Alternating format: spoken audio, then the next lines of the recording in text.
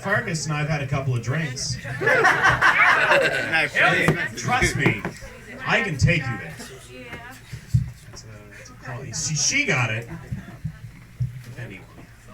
So it's been a minute since I've performed in Akron. I recently started going to school, which, hey, give a round of applause for people actually spending money to go to college, everybody. We definitely need a little bit of education.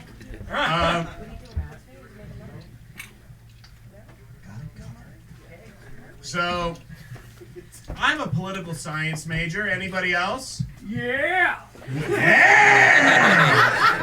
Poli-sci! Kenneth Waltz! Here's the thing. If you're any other major and you say that in public, because the first question you get asked when you're at like work or a social event is, oh, you're going to school, what's your major? And it's like poli-sci. But if you're like, I'm a geologist, people aren't going to be like, well, igneous rocks are way better than sedimentary rocks. Like, no one's going to give you a lecture on why marble is fucking better than limestone. Nobody. But when you're a political science major, people really are like, oh, you're a scientist on this? Here's every crackpot idea I've ever had. So I'd like to tell you a story.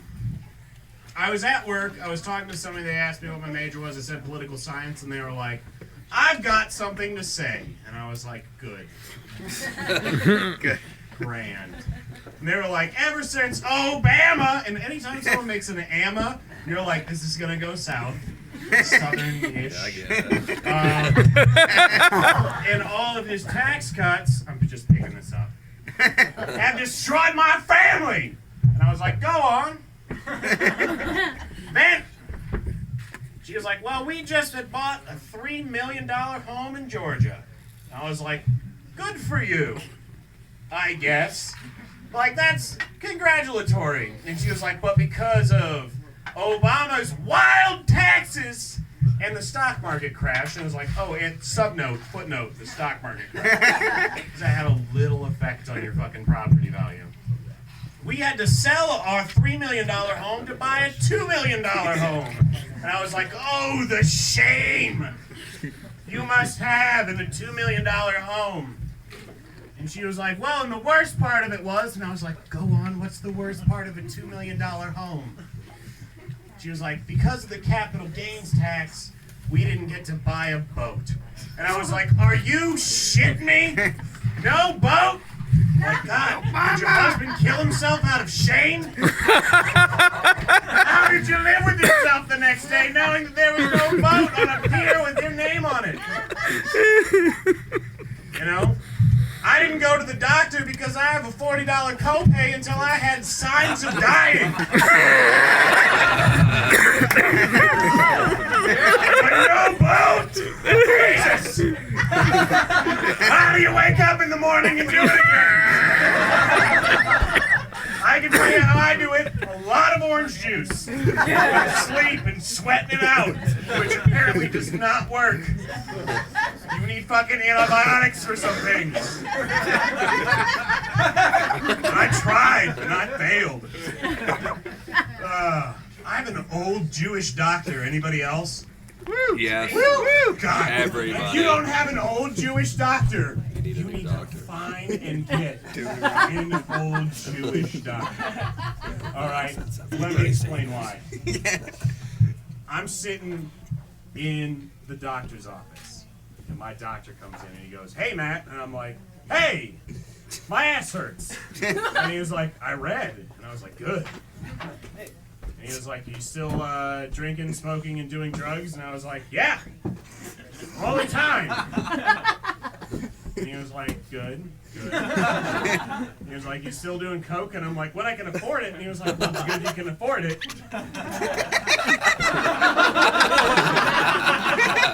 Your blood pressure's pretty on point, so I'm not going to knock you for it.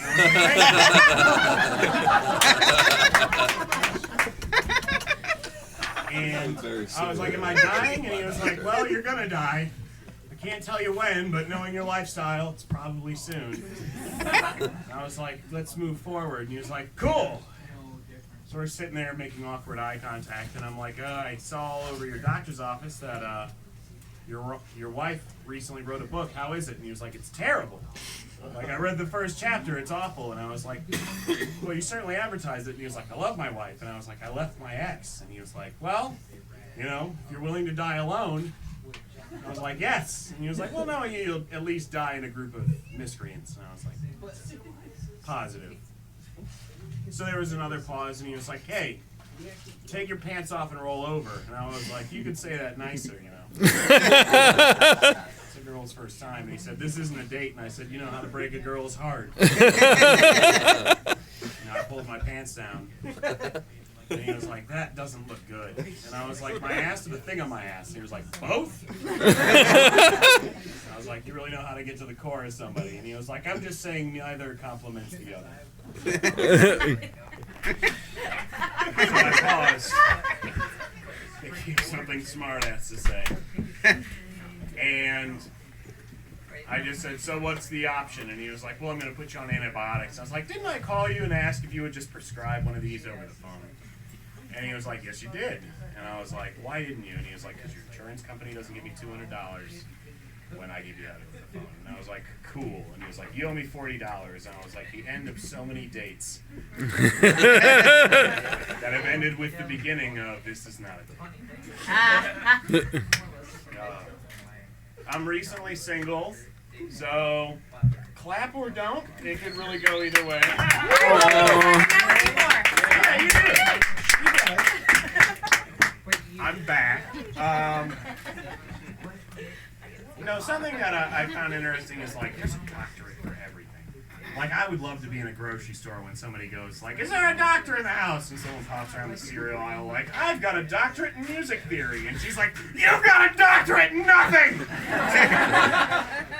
My father is dying here in front of the Dino Bites, which ironically has a kangaroo holding a bone for the fucking mascot. And if you've ever bought a giant bag of cereal, you know exactly what fucking kangaroo I'm talking about. But they, you know, sexology is a real thing. Like, you can study, sex is fucking deep.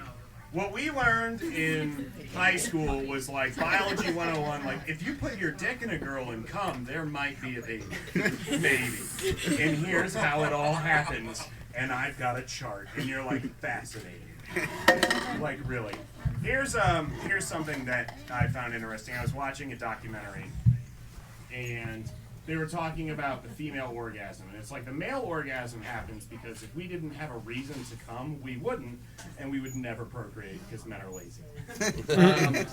But women generally, the reason that they go to have sex is to stop the menstrual cycle. So they're like, we don't know why women have orgasms because most mammals don't. And it was like, go on. It's interesting. So they go, let's cut to our sex lab in Newark, New Jersey. And it's like, oh my God, like Newark, New Jersey, are you kidding me? And it's just like, I just imagine a guy like, hey, I'm Anthony. You know, I don't want to say that I invented the female orgasm, but I like to say that scientifically speaking, I may or may not have perfected it.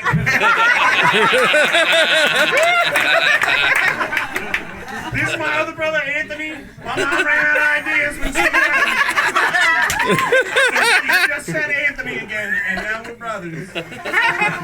He holds a camera. It's scientific, and it's just like, God, I want to work at that. But they address like fetishes and stuff like that, and that in the background of everything. And it's like, you know, there's almost a fetish for everything. Yep. Anything you can think of, there's a fetish for. Woo. Yep. One of the things I was just like, they're keen. They're keen. So I searched it. There's a 2-part fetish for kitchen appliances. One person wants to be a kitchen appliance, getting hard fucked, and the other person just wants to give it to their kitchen. And I just imagine that sex therapy fucking section. Like, okay, what's the problem? And it's like, well, he likes to be a refrigerator. Well, I like to be a refrigerator, an oven, and microwave. And It's like, why? And it's like, well, the microwave's aggressive and futuristic, the oven's warm and homely, and the refrigerator is obviously the dominant part of the kitchen. And it's like, okay. And it's like, but the problem is, what I really want to be the kitchen sink. And he'll never fuck a kitchen sink. And he just goes, I'll fuck anything but a kitchen sink. Kitchen sink people are the worst. And I'm going to end on this. You know that they invited their therapist to a dinner party, and he was like, no. Do I have time for a quick one more? Do it. I think principle outweighs fetish. And this is how I'll explain it.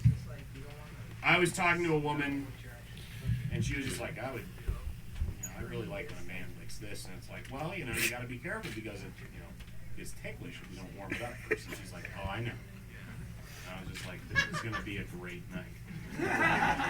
We are going to have some fun. And then I was like, I'm in school. And she's like, oh, what's your major? And I was like, oh, I'm a political scientist. And she was like, well, I'm a tea partier. Ooh. And I was just like, why couldn't you just want to fucking blender like a normal person? There's no way I'm going to be able to give you an orgasm now. And I went home and I jerked off, and it was way prouder than it would have been to be like, I'd fuck the tea party.